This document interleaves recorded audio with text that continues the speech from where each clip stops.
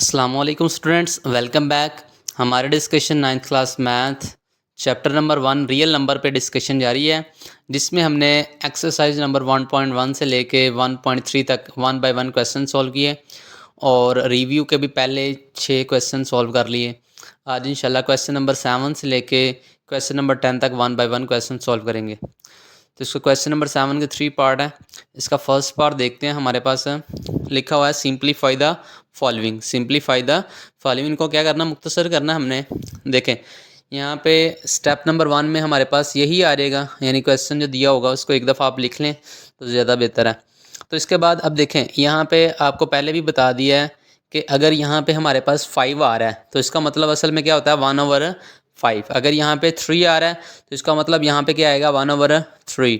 अगर यहाँ पे कुछ भी नहीं आ रहा तो फिर क्या आएगा हमारे पास 1/2। ठीक है, यानी अगर यहाँ पे इसकी एग्जांपल्स देखें, यानी अगर वो इस तरह दिया हो ना 5, तो इसकी जगह हम क्या लिख सकते हैं 1/5। तो अगर ये हमारे पास इधर 4 दिया हो तो इसको क्या लिख सकते हैं 1/4 लिख सकते हैं। ठीक है, ये असल में इसकी रेडिकल फॉर्म होती है। हम इसको क्या बना देंगे, एक्सपोनेंशियल फॉर्म में जब कन्वर्ट करते हैं ना तो फिर हम इसकी पावर बना देते हैं। ठीक है, तो अब देखें ये रेडिकल फॉर्म में है, तो जब इसको एक्सपोनेंशियल फॉर्म बनाएंगे तो यहाँ पे अगर 5 होगा तो इसके क्या लिख देंगे 1/5। अगर यहाँ पे 4 होगा तो 1/4। अगर यहाँ पे कुछ भी नहीं होगा तो 1/2 आ जाएगा। ठीक है, तो स्क्वायर रूट की वैल्यू क्या होती है, यानी जस्ट अगर हमारे पास इस तरह आ रहे हैं हमारे पास स्क्वायर रूट, तो इसकी वैल्यू क्या होती है 1/2। ये आपने याद रखना है। ठीक है, तो अच्छा अब देखो इसको एक्सपोनेंशियल फॉर्म में कन्वर्ट किया तो यहाँ पे आ जाएगा हमारे पास 5 की जगह 1/5 आ जाएगा। अब देखें 1/5 एक्स की पावर भी है, वाई की पावर भी है और जी की पावर भी है। तो इसको हमने क्या कर दिया, सेपरेट कर दिया।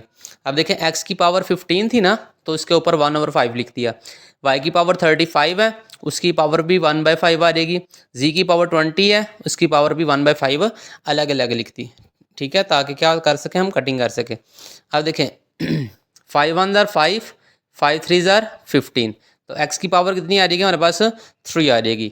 अगर आपको कटिंग नहीं आती तो आप क्या करें, 15 को 5 से डिवाइड करवाएं तो 5 3 ज़ार फिर भी क्या आएगा 15 आ जाएगा। ठीक है, इसी तरह देखें 5 1 ज़ार 5, 5 7 ज़ार 35, तो ये y की पावर क्या आ जाएगी हमारे पास 7 आ जाएगी। ठीक है, तो यहाँ पे इसी तरह ये आ जाएगा 5 1 ज़ार 5, 5 4 ज़ार 20, तो जी की पावर क्या आ जाएगी 4 आ जाएगी। ठीक है, तो इस तरह आपने कटिंग करनी है। इसके बाद इसका क्वेश्चन नंबर 7 का पार्ट 2 है। पार्ट 2 में हमारे पास है क्यूब रूट ऑफ 27 और इसकी पावर 2x। इसको हमने क्या करना है, सिंप्लीफाई करना है। अब देखिए हमारे पास मैंने बताया था जब भी हमारे पास रेडिकल फॉर्म में होगी तो इसको सबसे पहले हमने किस में कन्वर्ट कर देना है, एक्सपोनेंशियल फॉर्म में। देखें यहाँ पे first step as it is आ गया, पहले अभी पीछे ही बताया, यानी अगर 3 होगा तो यहाँ पे क्या आ जाएगा 1/3। इसको एक्सपोनेंशियल फॉर्म जब बनाएंगे, यहाँ पे 3 था तो यहाँ पे क्या आ जाएगा हमारे पास 1/3 आ जाएगा। अब देखा 27 के फैक्टर्स बनाएंगे, तो साइड पे ज़रा 27 के फैक्टर्स बना लें। हमारे पास 3 9 ज़ार 27, 3 3 ज़ार 9 और 3 1 ज़ार 3। अब देखें यहाँ पे 3 की पावर कितनी मार रही है हमारे पास 3, यानी 3 3 टाइम्स आ रहा है ना, तो यहाँ पे 27 की जगह क्या लिख देंगे 3 की पावर 3 लिख देंगे, और 2x भी एज इट इज़ आ जाएगा और 1/3 भी एज इट इज़ ही आ जाएगी। अब ये देखें 3, ये वाला 3 से कट जाएगा और 3 की पावर क्या आ जाएगी हमारे पास 2x आ जाएगी। ठीक है, इसके बाद इसका थर्ड पार्ट हमारे पास है 6 3 उसकी पावर n+2 ओवर 3 की पावर n+1 माइनस 3 की पावर n। अब देखें जब भी आपको बताया है जब भी बेस सेम हो, यानी यहाँ पे बेस का मतलब यानी फॉर एग्ज़ाम्पल अब ये क्या है हमारे पास बेस है और ये क्या है इसकी पावर, यानी ये पावर्स हैं और ये नीचे इसकी क्या है बेस है। जब भी बेस सेम हो और वो आपस में क्या कर रहे हो मल्टीप्लाई, डॉट का मतलब इधर मल्टीप्लाई, तो इनकी पावर्स आपस में क्या हो जाती हैं प्लस हो जाती है, यानी आ जाएगा n+n। अगर फॉर एग्जांपल 3 की पावर n+n लिखा हो तो हम उसको इस तरह भी तो लिख सकते हैं ना, फिर अलग अलग, यानी 3 की पावर n इधर लिख दी और 3 की पावर n इधर लिख दी। ठीक है, अलग अलग लिख दिया। अब ये देखें 3 की पावर n+2 है, इनकी पावर्स प्लस है ना, इनको हम क्या कर देंगे फर्स्ट स्टेप तो एज इट इज़ आप लिखेंगे। सेकंड स्टेप में देखें 3 की पावर n+2 है, हमने क्या किया 3 की पावर n अलग कर दी और 3 की पावर 2 भी अलग कर दी, क्योंकि देखें ना ये दोनों बेस सेम है तो इनका मतलब इनकी पावर्स भी तो क्या हो जाएंगी प्लस हो जाएंगी ना। देखिए 3 की पावर n प्लस 2 को हम इस तरह लिख सकते हैं 3 की पावर n और 3 की पावर 2। क्यों? क्योंकि इनकी बेस सेम है, पावर्स अगेन क्या हो जाएंगी, प्लस हो जाएंगी। ये बस सेपरेट किया ताकि कटिंग कर सके, आगे नीचे आपको पता चल जाएगा ये हमने अलग क्यों किया है। अब देखिए नीचे 3 की पावर n प्लस 1 है, तो हमने क्या किया 3 की पावर n अलग कर दी और 3 की पावर 1 अलग कर दी और 3 की power n as it is आ जाएगा। ठीक है, अब देखिए नीचे हमारे पास कॉमन क्या आ रहा है 3 की पावर n, तो 3 की पावर n हमने क्या नीचे देखे कॉमन निकालेंगे, इधर हमारे पास 3 रह जाएगा, इधर माइनस, और ये सारे का सारा बाहर है तो इसकी जगह क्या लगा देंगे, जस्ट 1 लगा देंगे। ठीक है, ऊपर बस अरेंज किया 3 की पावर n को पहले लिख लिया, बाद में हमने क्या लिखा 6 को और फिर 3 के स्क्वायर को। ठीक है, ऊपर बस अरेंज किया और कुछ भी नहीं कॉमन वगैरह नहीं निकाला क्योंकि मल्टीप्लाई हो रहा है ना, आगे पीछे हम इनको लिख सकते हैं। 3 की पावर n पहले लिख लिया, 6 बाद में और 3 का स्क्वायर बाद में। अब देखें ये सेम है ना, 3 की पावर n ये वाला और ये वाला कट जाएगा, ऊपर क्या आ जाएगा हमारे पास 6, ये वाला 6, 3 का स्क्वायर क्या होता है 9, यानी 3 का स्क्वायर का मतलब क्या है 3 को कितनी दफ़ा मल्टीप्लाई करवाना है 2 टाइम्स, तो 3 3 ज़ार क्या आ जाएगा हमारे पास 9 आ जाएगा, तो 3 के स्क्वायर की जगह क्या आ जाएगा 9, 3 माइनस 1 क्या आ जाएगा हमारे पास 2, तो 6 9 ज़ार क्या आ जाएगा हमारे पास 54, यानी 6 9 ज़ार 54, और इसके नीचे हमारे पास 2 है, तो 54 को 2 से डिवाइड करवा दो कितना आ जाएगा हमारे पास 27। 54 को डिवाइड करवाना किससे 2 से, तो ये हमारा क्या है आंसर है। इसका क्वेश्चन नंबर 8 है। क्वेश्चन नंबर 8 हमारे पास है the sum of 3 consecutive odd integer is 51, find the 3 integers.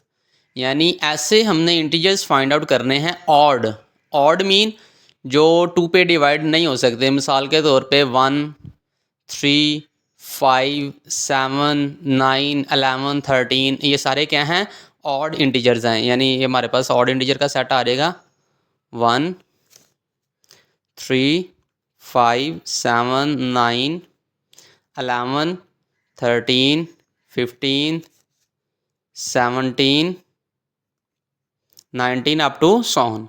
ठीक है, ये सारे क्या हैं हमारे पास ऑड इंटीजर्स। अब हमने क्या करना है अप टू 100, ठीक है, ये 19 तक रुक नहीं जाते हैं, आगे भी हैं, तो हमने इनमें से ऐसे ऑड इंटीजर्स फाइंड करने हैं जिनका सम करें उसका सम किसके इक्वल होना चाहिए, हमारे पास 51 के इक्वल आना चाहिए। ठीक है, तो अब हम लेट करते हैं। अच्छा, कंसेक्टिव का मतलब क्या हमारे पास साथ साथ भी कह सकते हैं, और इसके बाद देखें 1 है ना, 1 के बाद हमारे पास क्या आ रहा है 2, 2 के बाद क्या हमारे पास आ रहा है 3, तो ये हमारे पास 1 का डायरेक्टली बाद क्या आ रहा है हमारे पास 2, 2 के बाद क्या आ रहा है हमारे पास 3, यानी सभी को हमारे पास 1 ऐड करने से हमारे पास आगे वाली टर्म आ रही है। ठीक है, तो हमने फाइंड करना है कंसेक्टिव ऑड इंटीजर्स, ऐसे इंटीजर्स जो ऑड हो उनका सम किसके इक्वल हो 51 के। ठीक है, तो अब ये भी आपको पता होना चाहिए ऑड की असल में डेफिनेशन क्या होती है ऑड इंटीजर की ना, ये थोड़ा सा आप ज़रा इसका इंट्रो ले लें। 2n+1, यानी ये हमारे पास क्या है ऑड इंटीजर की डेफिनेशन है, ये डेफिनेशन ऑफ ऑड इंटीजर। ठीक है, ये बस समझाने के लिए, ज़्यादा डीप में जाने की ज़रूरत वैसे नहीं है। अब देखिए फॉर एग्जांपल यहाँ पे मैं कोई भी वैल्यू पुट करता हूँ, यानी 2 × 1 + 1, तो हमारे पास क्या आ रहा है 2 1 2 + 1, तो क्या आ रहा है हमारे पास 3। यहाँ पे क्या आ रहा है हमारे पास 3, तो ये क्या है एक ऑड इंटीजर, यानी n की जगह आप जो मर्जी वैल्यू पुट कर दो, आप इवन पुट करो ऑड पुट करो, आंसर हमेशा क्या आएगा ऑड ही आएगा। ठीक है, यहाँ पे फॉर एग्जांपल मैं 2 पुट करके देखते हैं। अब देखें n की जगह पुट करना है 2, तो ये आ जाएगा हमारे पास 4 + 1, तो कितना आ जाएगा 5। 5 क्या है एक ऑड इंटीजर, ये ऑड इंटीजर की क्या होती है हमारे पास डेफिनेशन है 2n+1। ठीक है, ये बस समझाने के लिए आपने बस थोड़ा सा इसका इंट्रो रखना है पास के ऑड इंटीजर असल में होते क्या हैं। ठीक है, अब देखें अगर कोई भी इवन नंबर है, मिसाल के तौर पे इवन नंबर कौन से होते हैं जो 2 पे डिवाइड हो जाते हैं, जैसे कि 2 4 6 8 10। अब देखें अगर कोई भी इंटीजर उसके अंदर हम इवन इंटीजर है उसके अंदर हम यानी कोई भी वैल्यू ऐड करें, कोई भी हमारे पास ऑड इंटीजर ऐड करें, तो आंसर हमेशा क्या आएगा ऑड ही आएगा ना। 2 + 1 क्या आ जाएगा 3। इसके बाद हमारे पास कोई भी इवन नंबर और ले लो, यानी मैं मिसाल के तौर पर 10 ले लेते हैं, 10 + 1 क्या आएगा 11, यानी किसी भी इवन नंबर के अंदर कोई यानी 1 ऐड करें, कोई भी ऑड इंटीजर, ठीक है, कोई भी ऑड इंटीजर, ज़रूरी नहीं वन, यानी कोई भी इवन नंबर ले लें और उसके अंदर कोई भी ऑड इंटीजर ऐड करें, हमेशा आंसर क्या आएगा, ऑड इंटीजर ही आएगा। मिसाल के तौर पे एक और एग्जांपल इसके देख लेते हैं, यानी यहाँ पे हमारे पास 14 एक हमारे पास क्या है, इवन नंबर। 14 के अंदर फॉर एग्जांपल मैं आप 5 ऐड करता हूँ तो 14 + 5 क्या आएगा, 19। 19 भी क्या है, एक ऑड इंटीजर। यानी किसी भी इवन नंबर के अंदर अगर हम ऑड इंटीजर ऐड करें तो उसका आंसर हमेशा क्या आएगा, ऑड ही आएगा। सही है। अब देखो हम पे इसलिए क्या कर लेते हैं, लेट कर लेते हैं। फ़र्ज़ किया x +2 और x +4 क्या हैं, 3 कंजेक्टिव ऑड इंटीजर हैं। कंजेक्टिव का मतलब देखें ना, यहाँ पे इवन नंबर फॉर एग्जांपल यहाँ पे ये 2 है ना, तो 2 के बाद इवन नंबर हमारे पास क्या आता है, 4। 3 तो नहीं ना, क्योंकि 3 हमारे पास क्या है, एक ऑड है। तो 2 के डायरेक्टली बाद क्या आता है हमारे पास, 4। तो ये आपस में हमने क्या लेने हैं, कंजेक्टिव लेने हैं। यानी अगर हमने फ़र्ज़ किया पहला x है तो x के बाद हमारे पास 2 ऐड किया तो हमारे पास क्या आ जाएगा, एक दूसरा कंजेक्टिव नंबर। तो तीसरा कैसे आएगा, x +4 करेंगे तो ये थर्ड कंजेक्टिव नंबर आ जाएगा। ठीक है। कंजेक्टिव मीन जो साथ साथ हों, ये हमारे पास साथ साथ, यानी 2 के बाद डायरेक्टली 4 आ रहा है, 4 के बाद फिर क्या आ जाएगा, 6, फिर 8 ये। लेकिन उसने क्या कहा है, कितने इंटीजर्स लेने हैं, 3 इंटीजर्स हमने लेने हैं। ठीक है। तो यहाँ पे हमारे पास गिवन कंडीशन के मुताबिक, अब देखें गिवन कंडीशन क्या है, the sum of 3 consecutive odd integer is 51। तो यहाँ पे आप लिख लें गिवन कंडीशन, गिवन कंडीशन के मुताबिक उन जो 3 कंजेक्टिव ऑड इंटीजर हैं वो किसके इक्वल है, हमारे पास 51। तो फर्स्ट कंजेक्टिव इंटीजर क्या है हमारे पास, x। सेकंड कंजेक्टिव इंटीजर क्या है, x +2। थर्ड कंजेक्टिव इंटीजर क्या है, x +4। तो वो हमने किसके इक्वल लिख दिए, 51। ये गिवन कंडीशन है, यानी इनका सम किसके इक्वल है, 51 के। अब देखें x वाले ऐड कर दें, देखें एक ये वाला x है, एक ये x है और एक ये x। तो कितना आ जाएगा हमारे पास, 3x। यानी इसके साथ भी 1 है, इसके साथ भी 1 है और इसके साथ भी 1 है। तो 1 + 1 2, 2 + 1 3x। तो 2 ये भी है और ये भी 4 है। तो 2 + 4 कितना आ जाएगा हमारे पास, 6 आ जाएगा। अब देखें हमने क्योंकि x फाइंड करना है तो 6 को इस साइड पे इक्वल के भेजेंगे तो ये माइनस हो जाएगा इधर जाके, यानी प्लस का 6 इधर जाके माइनस का 6 हो जाएगा। तो 51 में से 6 माइनस किया क्या आ जाएगा हमारे पास, 45। अब देखें यहाँ पे 3 क्या हो रहा है, मल्टीप्लाई। तो मल्टीप्लाई हो रहा हो तो दूसरी साइड पर जाके क्या हो जाता है, डिवाइड। ठीक है। तो 45 को 3 से डिवाइड करवाएंगे कितना आ जाएगा हमारे पास, 15 आ जाएगा। ठीक है। यानी 45 / 3 = 15। तो इसका मतलब हमारे पास फर्स्ट, यानी फर्स्ट कंजेक्टिव इंटीजर कौन सा आ जाएगा हमारे पास, 15। 15 क्या है, एक ऑड है, बिल्कुल ऑड है। तो इसके बाद हमारे पास क्या आ जाएगा, सेकंड कंजेक्टिव इंटीजर कैसे फाइंड करेंगे। सेकंड कंजेक्टिव इंटीजर था क्या हमारे पास, x +2 था। ठीक है। यानी यही हमने लेट किया हुआ था ना, x +2। तो x हमारे पास क्या आया, 15। तो 15 + 2 क्या आ जाएगा हमारे पास, 17। इनको ऐड करेंगे तो 17 आ जाएगा। इसके बाद थर्ड कंजेक्टिव ऑड इंटीजर क्या आ जाएगा, x +4, यानी यही हमने लेट किया हुआ है। तो x की जगह 15, 15 + 4 क्या आ जाएगा, 19। अब देखें क्या 15, 17, 19 ऑड नहीं है, बिल्कुल ऑड है। तो इनको अगर ऐड करेंगे तो क्या आएगा, 51 ही आएगा। देख लें चाहे, देखें। So 15, 17, 19 are consecutive odd integer whose sum is 51। अगर आप इनको ऐड करेंगे ना, 15 को, 17 को और 19 को, आंसर क्या आएगा, 51। ये आप चेक भी कर सकते हैं, ये हम यहाँ पे भी चेक कर लेते हैं एक दफ़ा। ये देखें कैलकुलेटर हमारे पास है, यहाँ हम लिखेंगे 15 + 17 + 19। तो आंसर क्या आ रहा है हमारे पास, 51। इससे आप चेक भी कर सकते हो कि आपका आंसर ठीक है या नहीं। तो इसके बाद हमारे पास क्वेश्चन नंबर 9 है। क्वेश्चन नंबर 9 है हमारे पास, Abdullah picked up 96 balls। Abdullah picked up 96 balls and placed them into 2 buckets। यानी अब्दुल्ला ने 96 balls प्लेस की किसके अंदर, 2 buckets के अंदर, यानी 2 बाल्टी हैं उसके अंदर उसने 96 balls को क्या कर दिया, प्लेस्ड कर दिया, यानी रख दिया। 1 bucket has 28 more balls than other bucket। यानी एक बकेट ऐसी है जिसके अंदर 28 गेंदें ज़्यादा हैं दूसरी बकेट की निस्बत। ठीक है। तो how many balls were in each bucket, हमने ये फाइंड आउट करना है कितनी कितनी गेंदें दोनों बकेट्स के अंदर हैं, दोनों बाल्टियों के अंदर हमारे पास कितनी गेंदें हैं, ठीक है। यानी टोटल बॉल्स कितनी है 96। अब्दुल्ला प्लेस्ड करता है उन दो बकेट्स के अंदर 96 बॉल्स को। तो एक बकेट ऐसी है जिसमें हमारे पास 28 बॉल्स ज़्यादा हैं, ठीक है। तो हमने ये फाइंड आउट करना है कि हर बाल्टी के अंदर, हर बकेट के अंदर कितनी कितनी गेंदें हैं, ठीक है। तो हमने यहाँ पे लिखा है इसका डेटा, टोटल बॉल्स कितनी है 96। अब हमें तो नहीं ना पता कितनी कितनी गेंदें हैं, तो सबसे पहले हम क्या करेंगे, फ़र्ज़ करेंगे let the number of balls in one bucket. हमने फ़र्ज़ किया एक बकेट ऐसी है जिसके अंदर कितनी बॉल्स हैं, एक्स। एक्स मतलब कितनी भी, यहाँ पे एक्स ये नहीं कि एक्स ही है, कोई ना कोई यहाँ पे वैल्यू है, ठीक है। अब देखें दूसरी बकेट के अंदर देखें number of balls in other bucket. क्योंकि एक ऐसी बकेट है ना जिसके अंदर दूसरी बकेट की निस्बत कितनी गेंदें ज़्यादा है 28, तो इसलिए लिखा हमने इससे, यानी फर्स्ट बकेट के अंदर जितनी गेंदें हैं उससे प्लस कर देंगे 28, क्योंकि दूसरी बकेट के अंदर क्या है, ज़्यादा गेंदें हैं 28, ठीक है। तो यहाँ पे हम गिवन कंडीशन के मुताबिक लिखेंगे टोटल बॉल्स को हमने कितनी बकेट्स के अंदर प्लेस्ड किया है, 2 बकेट्स के अंदर।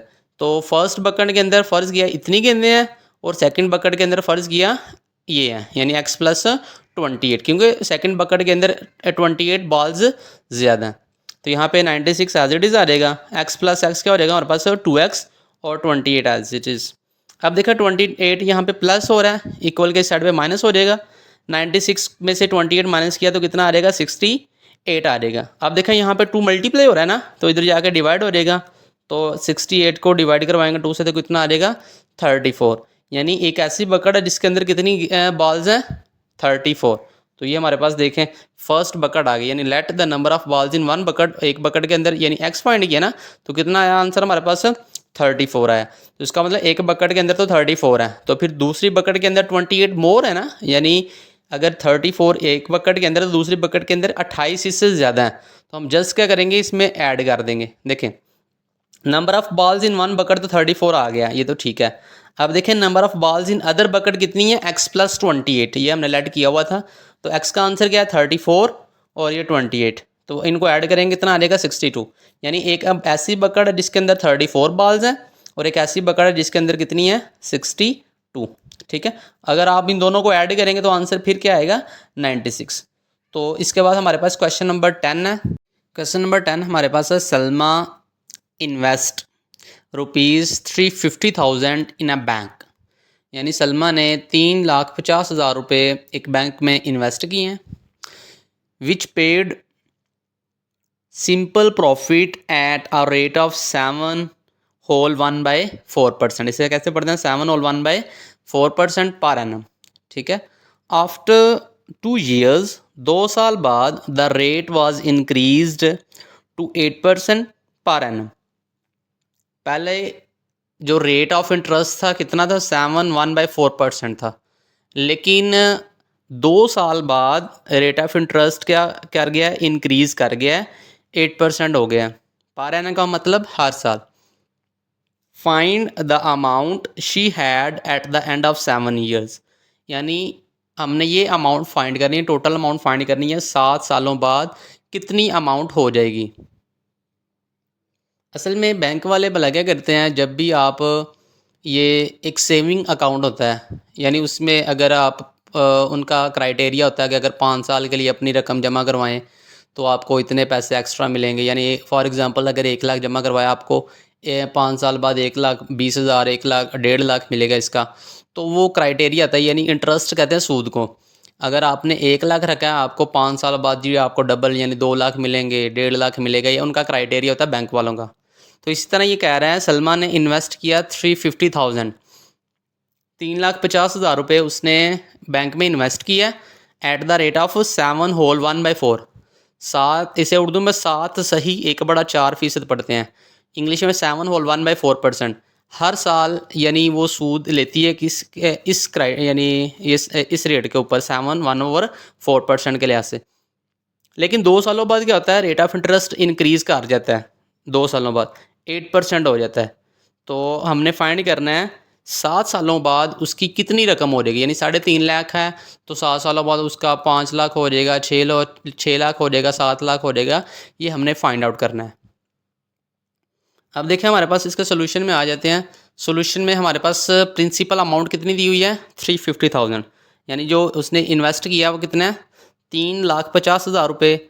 Rate of interest, rate of interest पहले हमने ये फाइंड करना है कि पहले 2 सालों का हमने पहले फाइंड करना है, फिर जो लास्ट वाले 5 ईयर्स होंगे उसका हम बाद में करेंगे। क्योंकि देखें ना, पहले रेट ऑफ इंटरेस्ट कुछ और है 2 सालों में, पहले 2 सालों में रेट ऑफ इंटरेस्ट कुछ और है, अगले 5 सालों में रेट ऑफ इंटरेस्ट इंक्रीज़ करके 8% हो गया। तो पहले हमें ये भी फाइंड करना पड़ेगा ये अलग से, फिर हम 8% के लिहाज से अलग फाइंड आउट करेंगे। तो इसलिए पहले हम फाइंड करेंगे पहले 2 ईयर्स में क्या हिसाब किताब है। देखें प्रिंसिपल अमाउंट यानी अमाउंट कितनी है 350,000, उसको हम रिप्रेजेंट करेंगे पी से। रेट ऑफ इंटरेस्ट क्या है 7 होल 1/4%, और टाइम कितना दिया हुआ है 2 ईयर्स, यानी पहले 2 साल के लिहाज से, इसलिए हम टाइम कितना लेंगे 2 ईयर्स लेंगे। अब देखें इसको सॉल्व करने का क्या तरीकाकार होता है, 4 को 7 से मल्टीप्लाई करवाना है, यानी कोई भी नीचे वैल्यू उसको हम इससे मल्टीप्लाई करवाते हैं, उसका जो आंसर आएगा इसमें हम क्या कर देंगे ऐड कर देंगे, यानी इसको इससे नीचे वाली वैल्यू को इससे मल्टीप्लाई करवाना है, मल्टीप्लाई करवा के जो आंसर आएगा उसमें ऊपर वाली वैल्यू को क्या कर देना है ऐड कर देना है। तो इसको देखें कैसे सॉल्व करेंगे। यहाँ पे 4 को मल्टीप्लाई करवाना है 7 से, 4 मल्टीप्लाई बाय 7, यह आंसर आया हमारे पास 28। इसको ऊपर वाली वैल्यू में ऐड कर देना, ऊपर वाली वैल्यू क्या है हमारे पास 1, ज़रूरी नहीं इधर 1 नहीं हो, कुछ भी हो सकता है। तो इधर 1 ऐड करेंगे तो ये आ जाएगा हमारे पास 29। अब ये आ जाएगा हमारे पास 29/4, यानी ये आ जाएगा 7, इसको सॉल्व रफ में कर लेते हैं 7 1/4, इसको सॉल्व करेंगे कितना आ जाएगा 29, और ये 4 ये नीचे ऐसे ही रहेगा, ठीक है। तो 29 को 4 से डिवाइड करवाएं तो देखें 29 डिवाइडेड बाय 4, तो आंसर क्या आ रहा है 7.25, ठीक है। यानी 7 1/4 की जगह हम क्या लिख सकते हैं 7.25 लिख सकते हैं। इसका अगेन तरीका देख लें, नीचे वाली वैल्यू को इससे मल्टीप्लाई करवाते हैं, जो आंसर आएगा उसे ऊपर वाली वैल्यू में ऐड कर देते हैं। 4 7 28, 28 में प्लस करेंगे 1 तो 29 आ जाएगा, नीचे वाली वैल्यू ऐसी ही आएगी, ठीक है। तो इस 4 हमने ऐसे लिख दिया, 29 को 4 से डिवाइड करवाएंगे तो 7.25 आ जाएगा, ठीक है। तो अब इसको सॉल्व करते हैं आगे।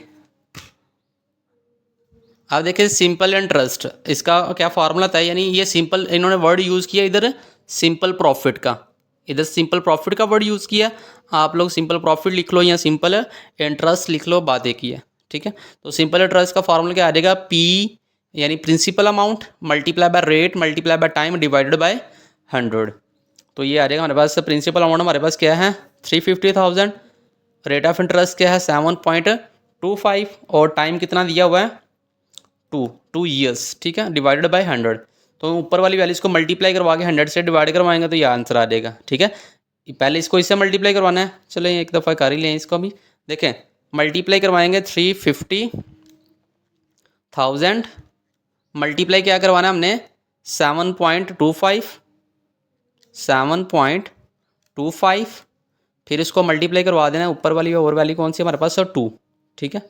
तो 2 लिख दिया, तो ये आ गया, इसको डिवाइड करवा देंगे 100 से, तो आंसर क्या आ रहा है हमारे पास 50750, तो वो हमने इधर लिख दिया, ठीक है। अब हमने फाइंड करना है सिंपल इंटरेस्ट जो अगले 5 सालों के लिए होगा, क्योंकि ये तो पहले 2 सालों के लिए ना, तो ये उसका इंटरेस्ट बना है 2 सालों में। अब हम अगले 5 सालों के लिए इंटरेस्ट फाइंड आउट करते हैं। अब देखें आफ्टर 2 ईयर्स रेट क्या कर गया इंक्रीज़ कर गया, तो टाइम कितना हमारे पास 5 ईयर्स, क्योंकि 7 साल है ना, 2 सालों के लिए तो हमने फाइंड कर लिया है, तो 5 साल बाकी बचे, तो टाइम आ जाएगा हमारे पास 5 ईयर्स। फार्मूला वही लगेगा, यहाँ पे I1 हमने कह दिया था, इधर क्या कह देंगे I2, ठीक है। सिंपल इंटरेस्ट को किस रिप्रेजेंट करना है I से, तो यहाँ पे I1 आ जाएगा, ये I2 आ जाएगा। PRT/100, तो P की वैल्यू क्या है हमारे पास 350,000, क्योंकि प्रिंसिपल अमाउंट तो नहीं ना चेंज होगी, वो जितना इन्वेस्ट किया उतना ही रहेगा 350,000। रेट ऑफ इंटरेस्ट अब देखिए अगले 5 सालों के लिए रेट ऑफ इंटरेस्ट इंक्रीज़ कर गया था ना 8%, तो वो हमने इधर लिख दिया। टाइम कितना है 5, ऊपर वाली वैल्यू को मल्टीप्लाई करवा के 100 से क्या करवा देना है डिवाइड, तो ये आंसर आ जाएगा, ठीक है। अब देखें अगले 5 सालों का इंटरेस्ट कितना हो गया हमारे पास, यानी I2 क्या आ जाएगा हमारे पास 140,000, लेकिन हमने ये फाइंड करना है कि उसकी अमाउंट कितनी बनेगी 7 सालों में। तो इसका आगे हम देखने हैं, अब देखें जो इसका हम पहले ये फाइंड करेंगे कि उसका जो इंटरेस्ट बना है वो कितना है। टोटल इंटरेस्ट उसका बना है, यानी पहले 2 सालों में इतना इंटरेस्ट बना था प्लस अगले 5 सालों में ये इतना इंटरेस्ट बना है। ये पहले 2 सालों का इंटरेस्ट है, ये अगले 5 सालों का इंटरेस्ट है, तो इनको ऐड किया तो हमारे पास आ जाएगा ये वाली वैल्यू। ठीक है, अब इसको जस्ट क्या करेंगे, जो हमारे पास गिवन प्रिंसिपल अमाउंट है उसमें ऐड कर देंगे तो हमारे पास वैल्यू आ जाएगी किसकी, जो उससे 7 सालों बाद मिलेंगे। अब देखें total amount at the end of 7 years will be, यानी वो कैसे फाइंड करेंगे, अमाउंट इक्वल आ जाएगा principal amount plus total simple interest, क्योंकि इंटरेस्ट तो डालेंगे ना, तो इंटरेस्ट अगर उसे इन्वेस्ट करने का क्या फ़ायदा जब इंटरेस्ट ही नहीं उसमें ऐड करना, तो प्रिंसिपल अमाउंट तो उसे मिले ही मिलेगी, जो एक्स्ट्रा अमाउंट मिलेगी यानी सिंपल इंटरेस्ट उसका कितना बना है ये वाली वैल्यू। ठीक है, तो इन दोनों को जस्ट क्या करना है ऐड, तो हमारे पास ये आंसर आ जाएगा। उसने इन्वेस्ट किया था हमारे पास 350,000, लेकिन उसे मिलेगा कितना 54750।